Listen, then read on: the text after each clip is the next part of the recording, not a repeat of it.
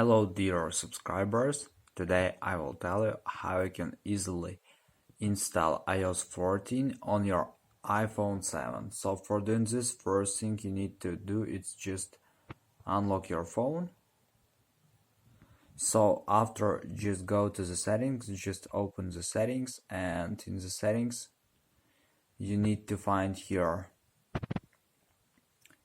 general, and in the general you need to find software update.